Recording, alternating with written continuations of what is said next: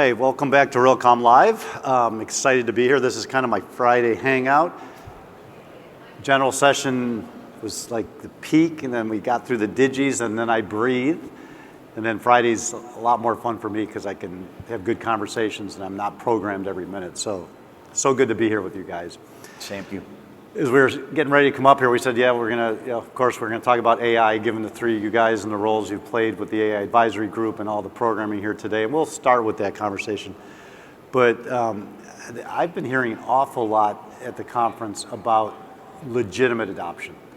And AI is forcing people to figure out whether or not they're going to go slow, medium, or fast, right? So let's first talk about AI. So we went to the journey started with ChatGPT in 2020, and I've shared our journey with AI and the AI advisory group, Buildings AI last fall in Silicon Valley, right? We're seeing who was going to lean in. And then it kind of culminated a couple of months ago when we went to the AI Expo in DC, and then the huge discussions here to the point where people are saying, oh, please, not another discussion on AI, but to your point, Gary, then 30 seconds later they're talking about it, okay? So true. So we've now had 2 days or so of AI, and are people exhausted? Are they embracing it? What's your take? We'll start with Gary.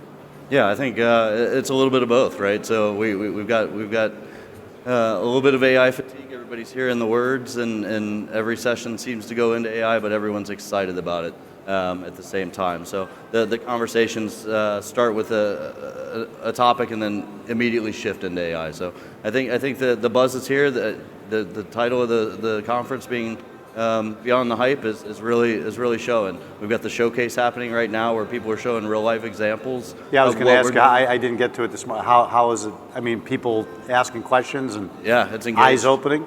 Yeah, definitely. A lot of people doing great stuff. I walked around this morning and read everyone's signs. I mean, there's real life examples of what people are doing out there. You know, I'm actually kind of proud of our industry. You know, I mean, we've always had the reputation of being laggards and we kind of wait, but as I was hearing about the case studies and kind of on all of our calls, we're up to 2, we're up to 3, we're up to 8. I think we had like 16 or 18. Wow. Real case studies. Yeah. Real case studies. I think that's what people were looking for. They were looking to come here and see practical things being done in different realms, but obviously in AI. And you're hearing that. People are kind of digging into the details of the solutions that everyone's talking about. They're not staying up at 50,000. They really want to get under the hood. Do you think those who were, if I was a less than an aggressive believer before I came here, did I leave saying, yeah, I still have time, or did I leave saying, I better really start paying attention to this?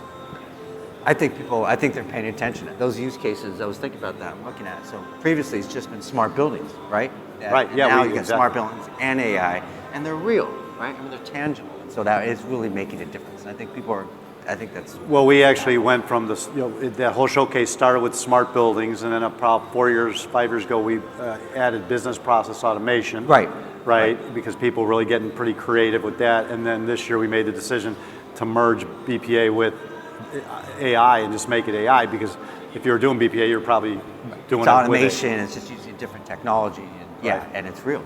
Right. What was your number one takeaway out of the showcase? Was there one? That people are doing this. There's actual real life solutions out there. Again, like Joseph said, it's not at the 50,000 foot level anymore. We're actually implementing these in our production environments. I've walked around the signs, and at the bottom it tells you the current state that each one of those projects is in, and there's quite a few of them that are in production. People are doing this. Yeah. Go ahead. And to your point, I mean, I think saying the industry is really starting to change. You should take that and market that, right? Get that through. These are real things that are happening, because I don't think people realize that. Well, we've been, that's why we chose the theme Beyond the Hype, right? Because I made a promise in January that we're going to have to work overtime digging through all the junk, and all the hyperbole and all the, fake news, if you will, and find legitimate, because I didn't want people to walk away saying, it is just hype. No, I think they got that, and it's evident down there right now. Even bright and early this morning, walking in, that was the first start, and people were already culminating in that area. Which and I'm disappointed some people had to leave, and I get it. It's a 4-day conference now, but I'm starting to formulate an opinion on these. It's like, if you make a commitment to go to a conference, like when we went to AI Expo, we got on planning calls. There were 5 of us. We looked at the exhibit hall, and we went in there with an attack. Now, was there still chaos? Yeah. I mean, I didn't go to everything on my list. You have to let a little in, but be strategic. Yeah, but at least we knew we did want to divide and conquer a little bit, right? And it's like, I know people got to get back to their jobs, right? But if you devote 4 or 5 days a year, most of the answers you need for the next 12 months are in that showcase, on that exhibit floor, in those session rooms. Yeah. You don't need to look too much further. Maybe it moves to an earlier day. I mean, because we probably, with everything, that last day is just hard for It's some hard. people. Oh yeah, I get it. But yeah, I mean, it really is making an impact. Not only the fact that the showcases are showing some of these examples, but you're making a connection there with someone, and your network is growing by going down there, and you can take that information and how many follow-ups are you going to have? You find people who are interested in the same thing, and they want to talk about it. Yeah. So I was telling people, don't worry if we miss the conversation here, let's take it back and we'll talk about it. Yeah, well, hopefully we get the AI advisory group, we'll crank that back up. We'll grow, right? I think we're at about 40, 50 companies. We get on the phone calls once a month. We just chat, share. Boy, the stuff I've gotten thrown in my inbox. Did you see this article? Did you look at what they said? Some great cybersecurity AI things that have come my way because we're sharing at a pretty quick pace. Yeah. I led a session yesterday, and I had 2 people come out after the session, catch me in the hallway, and just say, "How did you get started with AI? Where do I even begin with this?" So just walking the showcase floor this morning is going to give everyone ideas on how to get started. Well, that's why I made the statement on the general session stage was, the governance thing, you're done. The organizational stuff, you're done. Yep. Because the whole company is bought into it. That's one of the biggest hurdles. Yep.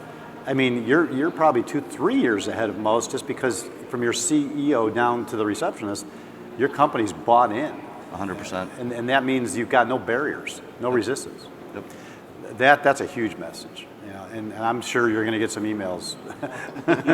Well, we were in a session where we actually asked the audience, you guys want to open this up to Q&A, more in a structured roundtable format or just an open Q&A conversation. Yeah, everyone opted for an open conversation. And Stuart, how long was that? Maybe like 40 minutes of Q&A conversation, just going back on experiences? Yeah, I mean, that's great that you brought up. I was going to say the exact same thing. So we were in the session yesterday, and and it was an hour, and we ended up just flexing it a little bit and say, let's do Q&A. And I had 2 people this morning come up and say that was the best one because it was interactive.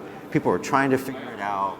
Real things that are being done, and so yeah. Well, I mean, you heard me say on the general session stage, 15 is the new 45, right? Yeah.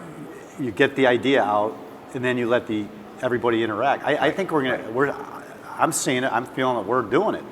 We're going to get away from the panels of 4 people talking at you. More interaction. Well, yes. It used to be an hour 15, then it was an hour, and I told Howard this year, maybe 45, 30. You got to give people time to talk, but get the ideas out, and then there's so much confusion out there. Let everybody in. So I'm glad you guys did that. Yeah, no, it was. Take control of the room and do it, yeah. Even the conversations that we have offline where we're just riffing about, different aspects of AI and technology in general, I feel are so valuable, and these are helping us explore as we talk through these things. Yeah. I think one of my takeaways too is, especially because of AI, which kind of opens up all of the issues with data, right? I mean, we've been talking about data with different names, insight, business intelligence. I mean, we've renamed it every 3 years to keep the energy going. But AI is forcing people to look at the data, right? And now that you have to look at the data, you realize that the data is what controls the organization. Absolutely. It's put a big magnifying glass, big light on a problem that we've been facing forever, right? And continue to face. I don't think people still realize that. I think, some people are still not getting it. But we all realize, I mean, the data's the foundation. It will very soon. You're right. Yeah. It shines a light. AI really shines a light on data quality. Well, Gary said something to me a couple weeks ago that I'll never forget.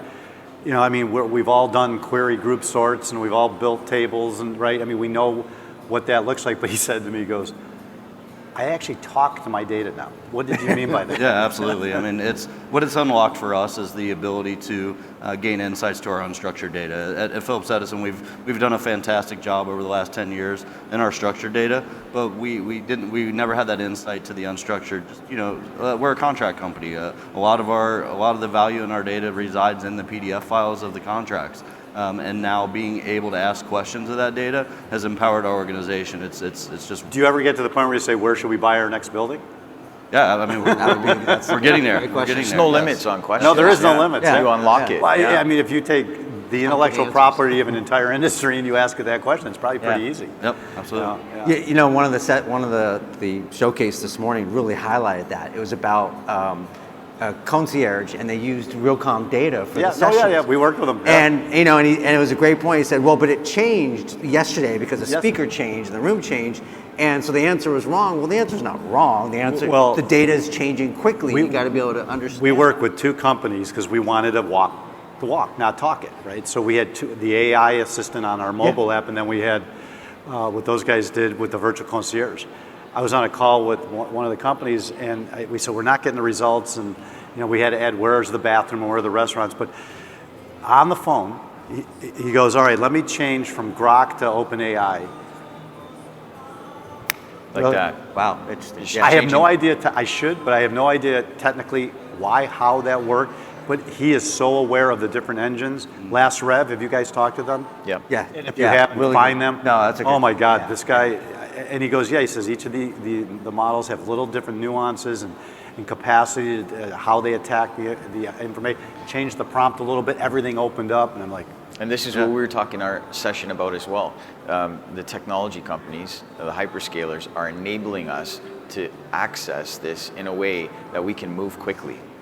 I think that's an important aspect to this. Yep. And they're each doing it differently. So the LLMs at each one has pluses and minuses. Yeah, we're leveraging multiple LLMs to quality assurance each other. Really? Right? So we've got one LLM to answer the question, and then we use a second to make sure that the responses. Jamie from Microsoft said she's using AI to help her build better prompts. She is. Yeah, exactly. We saw that yesterday. I feel like I have to get on it because I mean I've touched the surface, but some of this stuff is scaring me. How fast it's changing. I know we're out of time, but I have one more quick question. The idea of moving up into the executive suite, right, and not being just a tactical part of the team, but a strategic. I know all of you guys understand that. What do you say to your fellow CIOs or technical executives about really pushing to have a seat at that table and not get handed a list after the annual strategy meeting? So, I've been around a long time. This is the question that's always been there, right? You need a seat at the table. And it really gets into, IT is a business division. It's part of the business, and having that mindset, you have to. Otherwise, you'll be relegated back to just fixing emails. Fixing emails, yeah. So it's just, it's core. Yeah, I think just being real and having open conversation, you're seeing at a board level and at an executive level, the understanding of technology has a high importance these days. Technology is pervasive across the business, and so you need leadership in the organization at that level in order to be able to navigate all the different changes in technology. And Gary, I mean, you got your CEO do a video, and he was there supporting you on that general session stage. I mean, yeah, I mean, it really starts from the top at Phillips Edison. Our CEO is fully engaged, uses technology to drive all of our initiatives. So IT has a seat at all of our executive tables. We're at every quarterly board. Do his peers realize how much he's leaning in? I mean, when he goes to his meetings, I mean, is he alone, or are other people following his lead? Well, he's gonna see it when he sees the Digi Award we won last night, right? Yeah. Congratulations. All right, well, we are out of time. Guys, we could talk for hours. Not just to thank you for this morning, but for all of your efforts, gosh, going back to fall of last year with Buildings AI and through the beginning of this year all the way to this event. But you're leaders, and I want to thank you for that. It's been fun. Thank you. Thank you, Jim. Thanks, Jim. Okay. Yeah. That's it. Realcomm Live out.